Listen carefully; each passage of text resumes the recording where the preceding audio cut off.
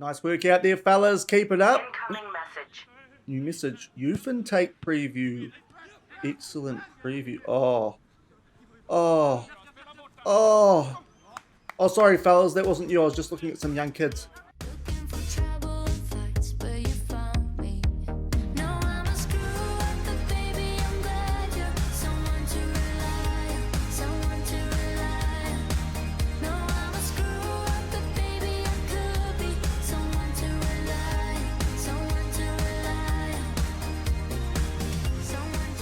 Hello everyone and welcome to episode number 22 of Husavik Heroes here on Shaun Does FM. I hope you are doing well and that you had a good weekend. In today's episode we do a little bit of a recap of the first month of the league season and then we take on Hafnarfjarðar in the league prior to doing a little bit of a Europe and coefficient look at things before we do round off today's episode, a little bit of an update on whether we are rising up the rankings in that regard. So if you're looking forward to this episode, then do remember to go down below, leave a thumbs up on the video, and if you haven't done so already and are enjoying the series here on the channel, also remember to hit that subscribe button and turn that notification bell on as well. But we have started off the league season since we did do a cup double last week. If you did miss a second of those cup wins, I'll leave a link to it above my head in the top right corner. But before we show you guys highlights of the league games that we've played since then and play our game in today's episode, we have had our youth intake preview. I didn't show you guys this at the start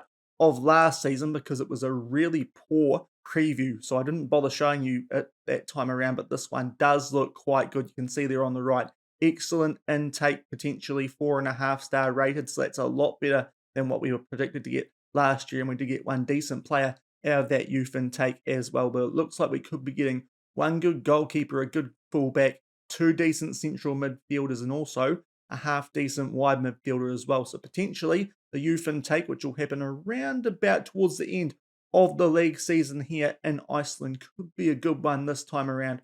Could be one which does help us out for the next few years of the save. So that bodes well for the future. But time to catch you guys up on the highlights of our first 4 league games of the season. The first game was against the team who got promoted to the top tier alongside us last season, the team that we did beat in the Icelandic Cup final in Grotto. Only the one goal in the game. Mamaj there got the goal with Dordovic still out injured at that point. Gets the volley in 10 minutes before halftime, and we pick up a solid 1-0 win on the first day of the season. I will say these are the first games that we have played in this series since the match engine update did come out. So that is something to keep in mind when you do see these games. But a very dominant performance from us there, a good solid 1-0 win. Potentially should have won the game by more, but we take the 3 points in our first game in the top division. And off the back of that, it was a 0-0 draw away from home at Reykjavik, a team who are expected to be right up there, as you saw when we looked at these guys prior to our Icelandic Cup semi-final, where we somehow defeated them on penalties despite going down to 9 men this time. Pretty even game, can't complain too much with the draw, and we'll take a point away from home because in the past, playing games away, you do tend to struggle to pick up points, and we'll take that up in the top division, a point from Reykjavik. And then we went back home to take on the defending champions Breidablik, a team who we have already beaten twice this season so far, and we got off to a good start against these guys yet again at the 11-minute mark. Stefansson with a header there to put us 1-0 up, and then just before halftime, he made it 2. Very similar goal this time, Lillamosa putting the ball into the mixer and into the opposite side of the net, and we did take a 2-0 lead into halftime. Our Polish defender then made it 3-0. About 8 minutes after halftime, they grabbed a goal back late to Breidablik. They put one into the mixer here. Sigurdasson is there to just stab that home somehow. A little bit messy at the back there for us, but that was an injury time. And yet again, we get the wood over Breidablik. A quite comfortable 3-1 win, our best performance of the league season to date. And coming into this game today, we went away to take on a struggling Shaun, and we got the scoring underway around the 20-minute mark. Really poor at the back there, not too sure what was happening, but Stefansson pounced on it like a tiger and put us 1-0 up. And then about 14 minutes later, we made it 2-0. Nice ball there from Mamaj, still in there for Dordovic at that stage, and Stefansson picked up a double. And then in the second half, we got a penalty. Mamaj stepped up to take that one, slotted away nicely in the bottom left corner. It was actually quite an even game, this one. They probably should have got a goal out of it, or at least kept it a little bit closer, but in the end we pick up a slightly flattering 3-0 win away from home there against a team who are struggling. Maybe that just shows how they're struggling. Just a team who does seem to be not performing as well as they potentially should be at the moment. And Shaun, stats-wise, should have been a lot closer to that game, but we will take that. So 3 wins and a draw to start off our life in the top division. So that's a very good start for us. And if we go over and have a look at the league table, we are joint top with Vikinga Reykjavik. Exactly the same points as them, exactly the same results, but we have the slightly better goal difference, and it is a 3-point gap back to Breidablik and Nats, with the table in behind that still looking quite condensed at this early stage of the season. But today we are taking on Hafnarfjarðar, the team who got beaten in the Deildabikar semi-final this year. So they are a decent team, just struggling a little bit at the moment, but hopefully we can pick up a good result against these guys at home and hold on to top spot in the league. We'll quickly go over to the medical centre before we do get into today's game. Dordovic is back from injury, but only recommended to be playing 45 minutes at the moment. So that means the Maj is going to keep his spot out on the right wing at the moment. Stein Grimson is out, but he's a player who's fallen down the pecking order here now a little bit anyway, so that's not going to impact things too much. Looking at our team heading into this game, it's pretty much first choice, except for right wing with Mamaj in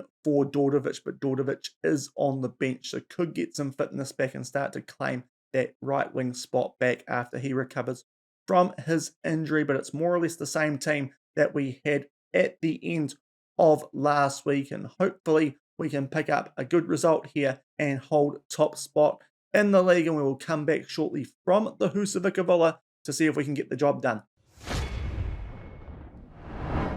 10 minutes gone here, and we do have our first highlight of the game. A free kick there for Hafnarfjarðar. They put it into the mixer. We get in the way of the shot, so the first chance is created by the opposition in the white and black. Today we at home are in our green Northern Lights uniform, and they look to mount another attack there. Jonsson with a good shot forces a very good save there out of Badu. 40 might have been offside, but makes a good save. Play continues. We bundle it out. A couple of chances early there for our opposition, but it does remain 0-0. Up to the 15-minute mark now, we have a corner. Leads on, trying to pick out Michael at the near post, the Polish centre-back. It comes crashing off the crossbar. Good chances at both ends now, but still 0-0. And now we have yet another corner at the 17-minute mark. This time it's Kurt Shaw who puts it over the bar, and it remains 0-0 as we approach the 20-minute mark. And yet another highlight here. So those near post corners with the match engine update still looking somewhat threatening, despite that being listed as something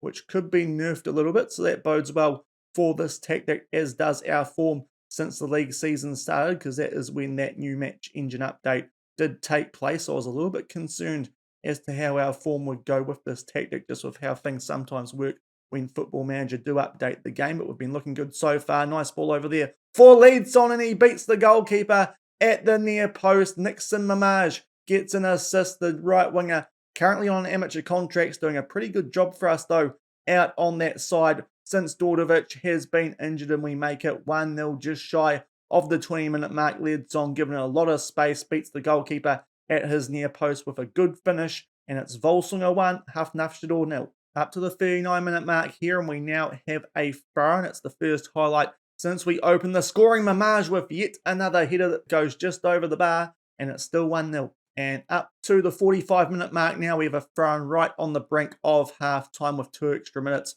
to be played of injury time. Hopefully, we can try and get a cushion goal right before we go into the sheds, but Stefansson flicks that straight on for their goalkeeper, and hopefully we can reclaim possession off this ball forward. But it is Hafnarfjarðar in possession. They boot that out left. Mafio puts it back to the goalkeeper. We play around with it at the back. Not the greatest idea, as we got put under pressure there, and it is Hafnarfjarðar back in possession. They look to mount an attack and try and get this game to all square right before half-time, which would feel a little bit harsh. They had some good chances early in this half, but since then we have certainly looked the better team, and that's what the stats do suggest as well. And Badu comes out and is in absolutely no man's land, and they do get an equaliser right on the brink of half-time. Maybe it's a bit of Mafio being on a yellow card there as well. Maybe we're going to have to take him off at half-time down to a 6.4 rating, because he got beaten for pace there. Badu tries to get there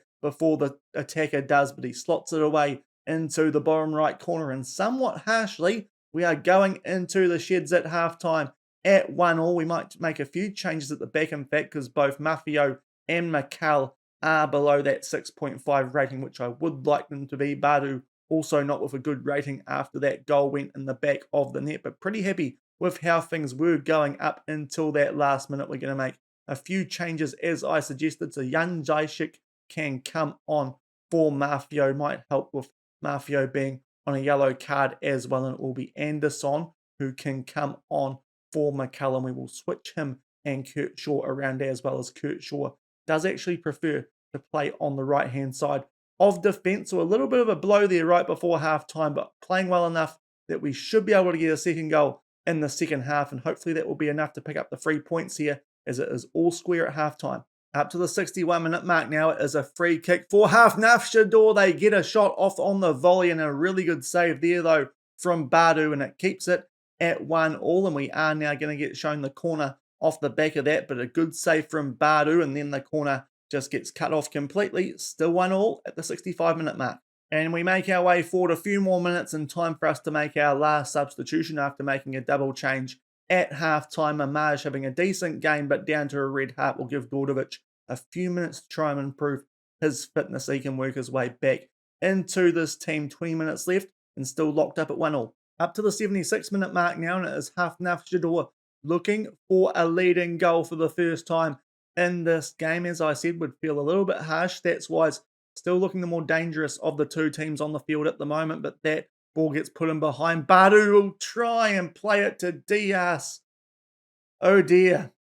That is an absolute howler from Badu. You could argue it's the second one of the game. I'm not sure what he's thinking trying to play that ball to Diaz. He had to rush out to get there before the attacker, much like he tried to for the first goal, but he had a man wide open there on the left-hand side. Instead, looked for Diaz. Not too sure why he's done that, and that costs us a goal. And all of a sudden, we are 2-1 down to a team right near the bottom of the table, albeit there is a highlight shortly off the back of that goal, and we do need one. Otherwise, Viking are going to go above us in the league table, looking at how the scores were going in the other games. Ledsong gets through, and he buries it in the left-hand side of goal. He picks up a double, and shortly off the back of gifting them a lead in this game, we get it back to all square, thankfully, because that could have been really costly what Badu did just before, but we get a goal back almost immediately. Kurt Shaw makes his way forward, while Scholar with the ball just slots leads him through nicely and tucks that away past the goalkeeper yet again at his near post. So luckily, the damage didn't last for too long from that Badu mistake, and it is back at all square 2-2. And we are about to enter injury time in this game. We've upped the tempo looking for a goal to win this game, and it does feel like we've dropped a couple of points in that one because Hafnarfjarðar have made us pay for a little bit of sloppiness at the back. Largely, you could argue Badu, usually the Belgian beast, today was a little bit like the Belgian Boofhead because he has cost us at least one goal in that game. You could argue the first goal was also his fault. Luckily, Ledsong picked up a goal in either half, and stats-wise, it's a game we probably should have been winning, but unfortunately, a few mistakes at the back, and we end up dropping points. A 2-2 draw at home against Hafnarfjarðar. And back off the back of that slightly disappointing result, but luckily it didn't actually cost us too much because Vikinga had a trip away to Breidablik. And as you can see, despite a very late red card to Breidablik, they did win that game 1-0. So what that means is things do condense up just a little bit at the top of the table, but that 1 point that we did get is enough for us to hold our lead at the top of the table, albeit only by 1 point. But that result for Breidablik did actually help us out, so they have done us a favour there. You can see still quite difficult for teams away from home to pick up points in this league for the most part. So luckily, those mistakes from Badu didn't cost us too much. We are still top of the table, and hopefully we can bounce back shortly off the back of that. But before we do wrap up today's episode, we are going to have a look at Europe and the coefficients now that the European League seasons have finished. So first up, we will go over and have a look at the coefficients. We'll make our way down right towards the bottom to see where we are. We were 48th at the start of this season. We have picked up a 1.33, so that's going to improve things just slightly on the year that we will be dropping for next season, a 1.125, so that is good. And if we change this coefficient to what it is going to be for next year, we rise a single place. So not a big rise for us there, but we are still just steadily working our way up these coefficients. We will go up to 47th next year. So not as good of an improvement as we had at this stage last year, but still a move up. And hopefully now that we're going to be involved in European football in a few months, we can try and get that coefficient up even more for the next season. It's going to be important too, because we are dropping a 1.5 year. That's the second highest year that we do have in this little run of the points of the coefficients here on this table. So hopefully we can keep improving on that, but it's certainly going to help when we do get rid of those 0.625, as that's going to really help us out when we do drop those poor years. But we'll see what we can do in the Conference League this season, but a very slight rise for us off the back of the 2022-23 season. And we're going to have a quick look at the cup competitions in Europe now as well. The Champions League last season was won by Paris Saint-Germain. They did defeat Manchester United 1-0 in the final. We make our way down to the Europa League. That was won by Juventus 2-1 in the final over Arsenal, and down to the Conference League. And the second winners of that, making it back-to-back, the only team that have held the Conference League to date is Eintracht Frankfurt with a 1-0 win over Lille. And now we'll just do a little quick update of the other leagues around Europe in case you are wondering about those as well, mainly the top five anyway. The Premier League this season, it was won by Manchester City, Chelsea, Leicester and Liverpool. Rounded off the top four, Arsenal and Man United going to the Europa League, and Leeds United are going to be in the Conference League. Down to La Liga, and it was Real Madrid who picked up La Liga in the 2022-23 season. Barcelona, Athletic Club and Atletico Madrid will make their way to the Champions League. Sevilla and Villarreal to the Europa League, and Real Sociedad to the Conference League. Drop down one more to Serie A. Juventus only just win the title in Italy over Roma, Inter and Milan. Round off the Champions League spots, Atlanta and Lazio in the Europa League, and it is Napoli who will make their way through to the Conference League. Down to the Bundesliga, we'll go back to the league table, and it is Bayern Munich, as you would expect, very comfortably winning the league. Dortmund, Hertha Berlin and RB Leipzig in the Champions League, and Bayer Leverkusen, Wolfsburg and of course Eintracht Frankfurt in the Europa League, considering that Eintracht Frankfurt did of course win that Conference League final yet again. And to round off the European League look, we will go to Ligue 1, and Paris Saint-Germain only just get the job done over Lyon thanks to goal difference, I imagine, because they were joint on points, and only 1 point further back was Monaco. So that is a very tight race there in Ligue 1 this season. But PSG, as you would expect, are champions, but not as comfortably as they would have been anticipating. Nice and Lille will go to the Europa League, and it is Strasbourg who make their way to the Conference League. So that's a little bit of a look at Europe at the end of this 2022-23 season. We rise ever so slightly up the coefficient rankings, and hopefully we can have a little bit of an impact on that ourselves over the rest of this season. But that will do it for today's episode of Husavik Heroes, our youth intake preview, that coefficient European roundup, and a draw and a little bit of a messy game in the league. But we do hold top spot in the division, which is nice in terms of when we will be back for the next episode. Just looking at what's coming up, I know I've got the Conference League qualifiers coming up in July, but we might come back before then, because that Vikingur Reykjavik game could be quite important. We haven't played those guys on camera for a while. That's looking like it could potentially be a top of the table clash, and by then we might have also had the draw for those Conference League qualifiers as well. So I think we'll come back tomorrow for that potential top of the table clash away at Vikingur, and we'll see if we can hold on to top spot in this top division here in Iceland. But if you did enjoy today's episode, then do remember to go down below, leave a thumbs up on the video, and if you are enjoying the series here on the channel and haven't done so already, also hit that subscribe button and turn that notification bell on as well. It is greatly appreciated. And until tomorrow, hopefully we can beat Vikingur and see who we get in the Conference League as well. Thank you very much for watching. Keep on keeping on, and I'll see you then. Cheers.